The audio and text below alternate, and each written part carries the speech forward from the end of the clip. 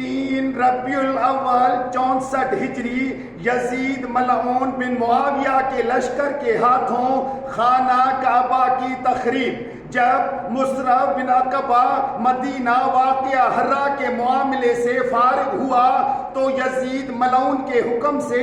عبداللہ ابن زبیر اور اہل مکہ سے جنگ کے لیے مکہ معظمہ کی طرف روانہ ہوا، اور عبداللہ ابن زبیر ان اشخاص میں سے ہے کہ جنہوں نے معاویہ کی موت کے بعد یزید ملعون کی بیعت نہیں کی اور خانہ کعبہ کی ملازمت و پناہ اختیار کی اور لوگوں کو اپنی بیعت کی طرف بلایا۔ جب مصرف مکہ کی طرف گیا تو قدید نامی مقام پر درکات دوزخ کی طرف چل بسا۔ مصرف کے بعد حسین بن نمیر اس کی جگہ امیر لشکر ہوا اور اس گروہ کے ساتھ مکہ کی طرف روانہ ہوا اور اس نے مکہ کے گرد محاصرہ کر لیا۔ عبداللہ ابن زبیر نے کچھ لوگوں کے ساتھ جنہوں نے اس کی بیعت کر رکھی تھی خانہ خدا میں پناہ لی، تو اہل شام کے لشکر نے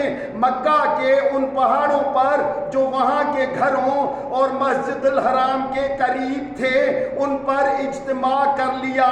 اور وہاں منجنیقیں یعنی لڑائی کے آلات جن سے پتھر پھینکے جاتے ہیں درست کر لی اور مسلسل پتھر اور تیل شہر مکہ اور مسجد الحرام میں پھینکتے تھے اور کپاس اور ایلسی سے کپڑوں کے ٹکڑوں کو مٹی کا تیل لگا کر خانہ کعبہ پر پھینکتے تھے، یہاں تک کہ خانہ کعبہ جل گیا اور اس کی بنیادیں منہدم ہو گئیں اور دیواریں گر گئیں، اور اس گوسفند کے سینگ جو حضرت اسماعیل علیہ السلام کے فدیہ کے طور پر آیا تھا جو کہ کعبہ کی چھت میں آویزاں تھے